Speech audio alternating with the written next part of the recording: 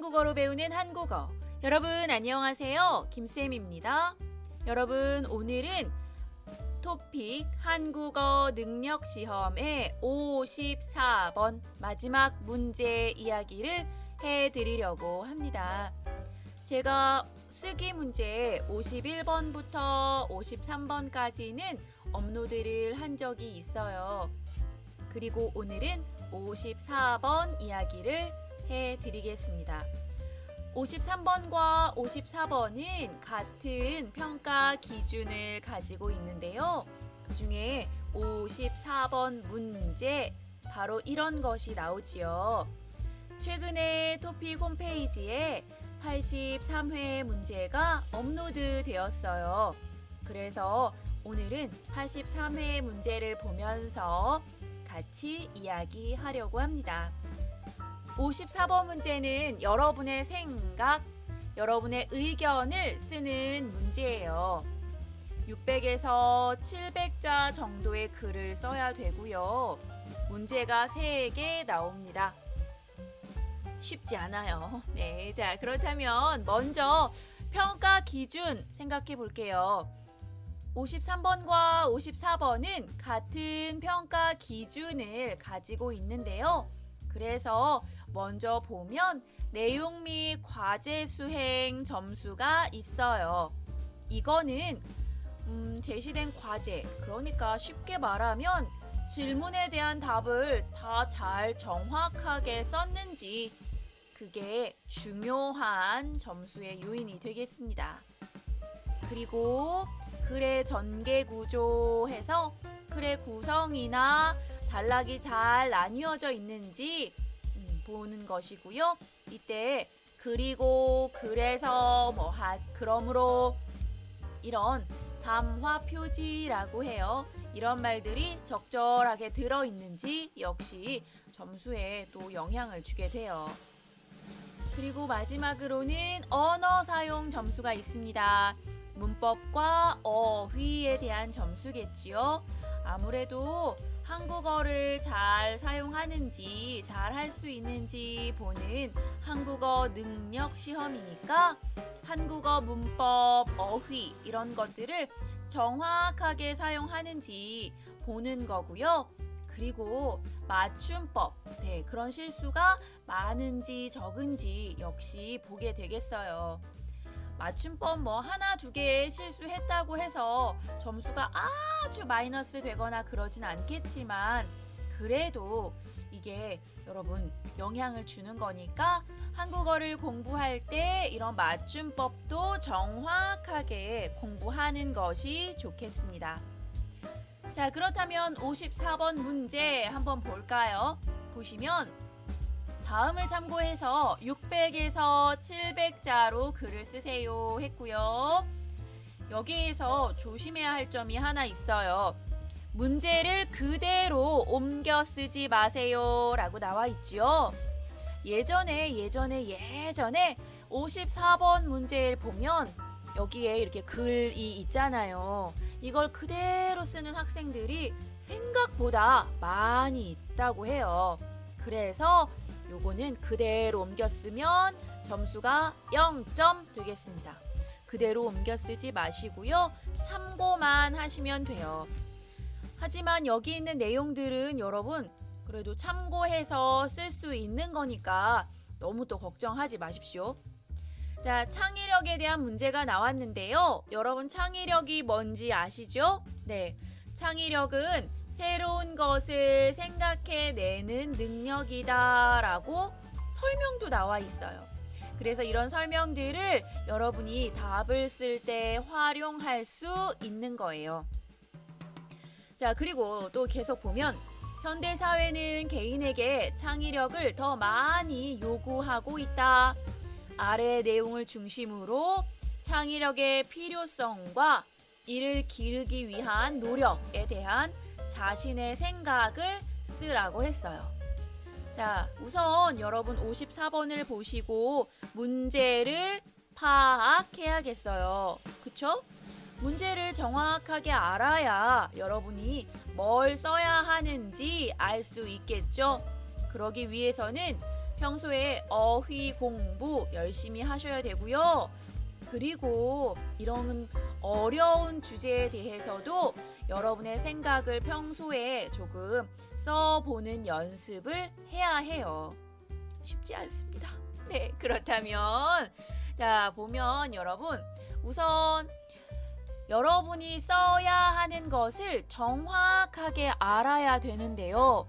이 문제에서는 창의력이 왜 필요한지, 필요성, 그리고 이러한 이 창의력을 기르기 위해서는 어떻게 해야 하는지 노력, 이 두 가지를 정확하게 써줘야 되고요. 이 내용이 다 들어 있어야 합니다. 자, 54번 문제를 보시면 질문들이 이렇게 하나씩 나오지요. 자, 그 질문들을 잘 보시면 글을 쓸 수 있는 그런 일종의 길잡이, 가이드라인이 돼요. 문제 보세요. 창의력이 필요한 이유는 무엇인가? 창의력을 발휘했을 때 얻을 수 있는 성과는 무엇인가? 창의력을 기르기 위해서 어떠한 노력을 할 수 있는가? 자, 이렇게 3개의 질문이 나왔어요. 그러면 여러분은요, 이 54번을 쓸 때 질문에 대한 답을 하나씩 쓴다고 생각하시면 돼요. 처음에 그래서 써야 되는 내용은 창의력이 필요한 이유가 무엇인지 써야 되는 거지요.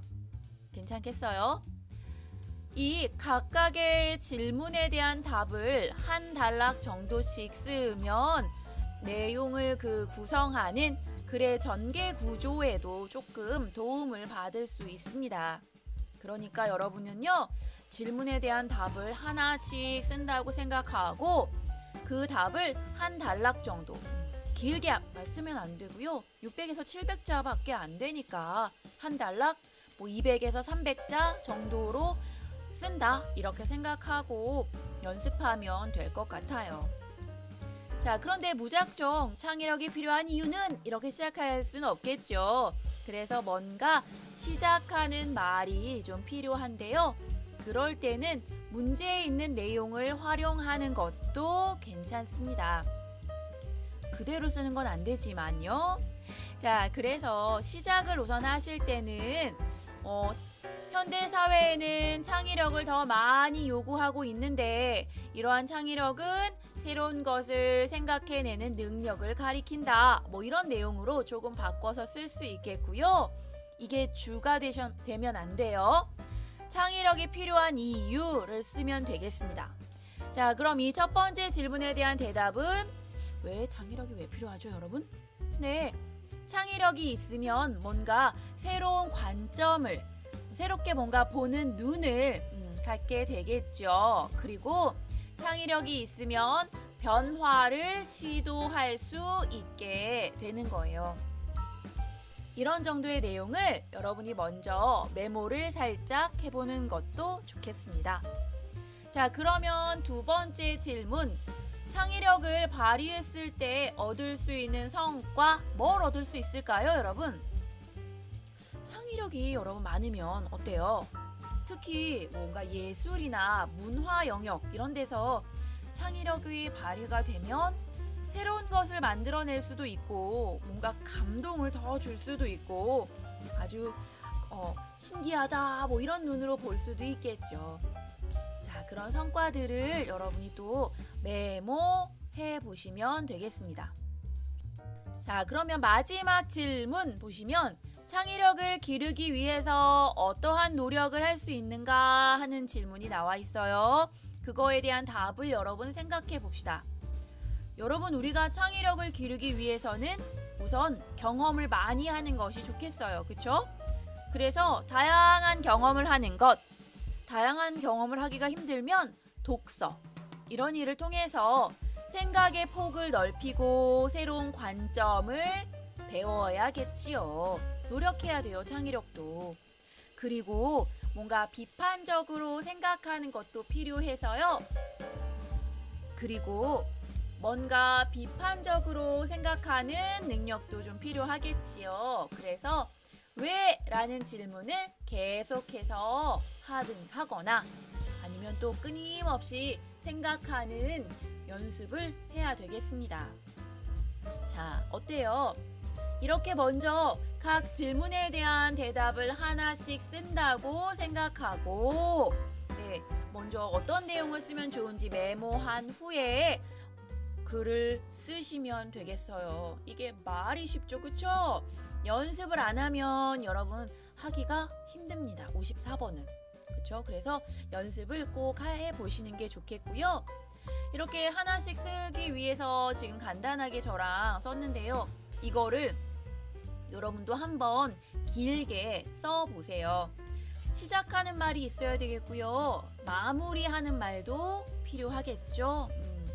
자, 그래서 창의력은 필요하고 끊임없이 노력해서 창의력을 길러야 한다. 뭐 이런 정도로 마무리를 지으시면 되겠고요.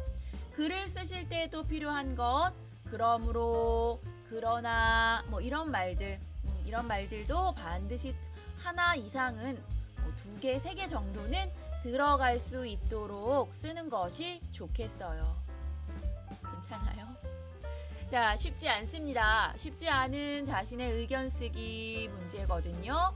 여러분은 평소에 어떤 문제가 있을 때 그거에 대해서 생각해보고 답을 써보는 연습을 꾸준히 하는 것이 좋겠고요. 이거 잘 풀기 위해서는 배경 지식이 많아야 돼요. 그러니까 많은 배경 지식을 얻기 위해서 책을 많이 읽거나 아니면 한국어로 된 글들을 많이 읽어보시는 것이 필요합니다. 한국 사람들이 이 창의력에 대해서 어떻게 쓰는지, 어떤 단어를 사용하는지 이런 걸 배우려면 많이 읽고 연습하는 수밖에 없어요. 반복해서 자꾸 많이 써보면서 연습하시기 바랍니다. 쉽지 않은 문제인 건 맞습니다. 하지만 여러분이 연습하고 노력하면 충분히 점수를 받을 수 있는 문제니까요. 여러분, 못해! 하고 포기하지 마시고 꾸준히 연습해서 좋은 점수 받을 수 있으면 좋겠습니다. 괜찮죠? 그리고 여러분 토픽 홈페이지에 들어가면 기출문제가 있어요. 그 기출문제를 다운받아서 여러 번 반복해서 써보는 연습 꼭 하시기 바랄게요. 어때요? 좀 도움이 좀 됐을까요, 여러분? 저와 함께 해주셔서 고맙습니다. 또 만나요.